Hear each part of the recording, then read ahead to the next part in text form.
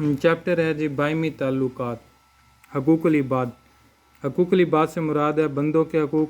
حقوق العباد میں والدین، اساتذہ، بہن بھائیوں اور خواتین کے حقوق شامل ہیں۔ حقوق العباد کو دین اسلام میں بہت زیادہ اہمیت حاصل ہے۔ اللہ تعالیٰ نے آپس میں اچھے تعلقات رکھنے اور دوسروں کا خیال رکھنے کا حکم دیا۔ والدین اور اساتذہ سے حسن سلوک۔ معاشرے میں انسان پر سب سے زیادہ حق اس کے والدین کا ہے۔ والدین ہی انسان کو اس دنیا میں لانے کا ذریعہ بنتے ہیں۔ والدین اولاد کے لیے اپنا راحت و سکون قربان کر دیتے ہیں۔ اللہ تعالیٰ نے قرآن مجید میں اکثر مقامات پر والدین کے حقوق کا ذکر کیا ہے۔ ارشاد ربانی ہے وَقَضَىٰ رَبُّكَ أَلَّا تَعْبُدُوا إِلَّا إِيَّاهُ وَبِالْوَالِدَيْنِ إِحْسَانًا۔ ترجمہ، اور تمہارے پروردگار نے ارشاد فرمایا ہے کہ اس کے سوا کسی کی عبادت نہ کرو اور ماں باپ کے ساتھ بھلائی کرتے رہو۔ والدین کے اولاد پر بے شمار احسانات ہوتے ہیں۔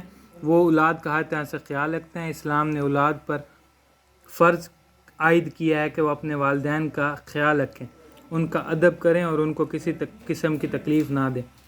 اولاد پر فرض عائد کیا ہے کہ وہ اپنے والدین کا خیال رکھیں، ان کا ادب کریں اور ان کو کسی قسم کی تکلیف نہ دیں۔ اولاد پر لازم ہے کہ وہ والدین کے ساتھ اونچی آواز میں بات نہ کریں۔ اس طرح اساتذہ کرام کو بھی دین اسلام میں نہایت اہم مرتبہ حاصل ہے۔ استاد روحانی باپ کا درجہ رکھتا ہے۔ استاد ہماری تربیت کرتے ہیں اور ہمیں تعلیم کی دولت سے روشناس کرتے ہیں۔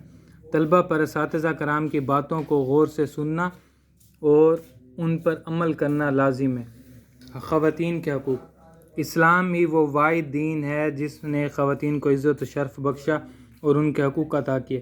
اسلام نے اس بات کا پورا خیال رکھا ہے کہ کسی عورت کے ساتھ صرف عورت ہونے کی وجہ سے ناانصافی نہ ہونے پائے۔ عورتوں نے نبی کریم صلی اللہ علیہ وآلہ وسلم سے عرض کیا کہ آپ صلی اللہ علیہ وسلم کے پاس ہمیشہ مردوں کا ہجوم رہتا ہے، اس طرح ہم آپ صلی اللہ علیہ وسلم سے خاطر خواہ استفادہ نہیں کر پاتی۔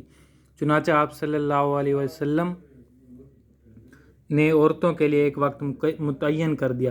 آپ صلی اللہ علیہ وسلم ان کو واعظ و نصیحت فرماتے اور انہیں نیک کام کرنے کا حکم دیتے۔ مسجد میں عورتوں کے لیے الگ وقت مقرر کیا جس میں عورتیں آپ صلی اللہ علیہ وسلم کے پاس آ کر مختلف مسائل پر گفتگو کرتی۔ اسلام نے مرد اور عورتوں کو ایک دوسرے کے ولی اور نیکی کے کاموں میں معاون قرار دیا۔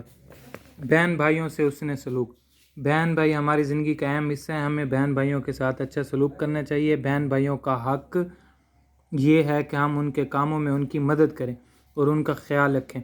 گھر میں ایک دوسرے کے کام کرنے سے آپس میں محبت بڑھتی ہے اور اتفاق و اتحاد پیدا ہوتا ہے۔ نبی کریم صلی اللہ علیہ وسلم نے فرمایا، ترجمہ، بڑے بھائی کا حق چھوٹے بھائی پر ایسا ہے جیسے باپ کا حق اپنے بیٹے پر۔ ہمیں اپنے بہن بھائیوں کا خیال رکھنا چاہیے اور ان کے ساتھ محبت و احترام سے پیش آنا چاہیے۔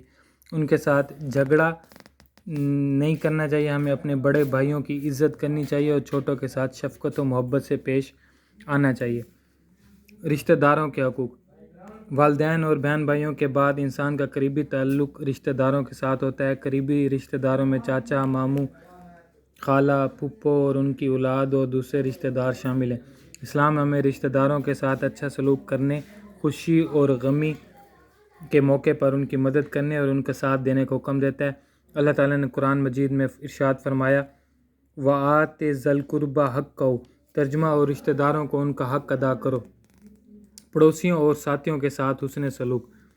دین اسلام نے ہم پڑوسیوں اور ساتھیوں کے ساتھ حسن سلوک کرنے کا حکم دیا ہے۔ نبی کریم صلی اللہ علیہ وسلم نے پڑوسیوں کے حقوق بیان کرتے ہوئے ارشاد فرمایا لا يدخل الجنة من لا يأمن جارہ بوائقہ، ترجمہ، وہ شخص جنت میں نہ جائے گا جس کا پڑوسی اس کے ایذاؤں سے محفوظ نہ رہے۔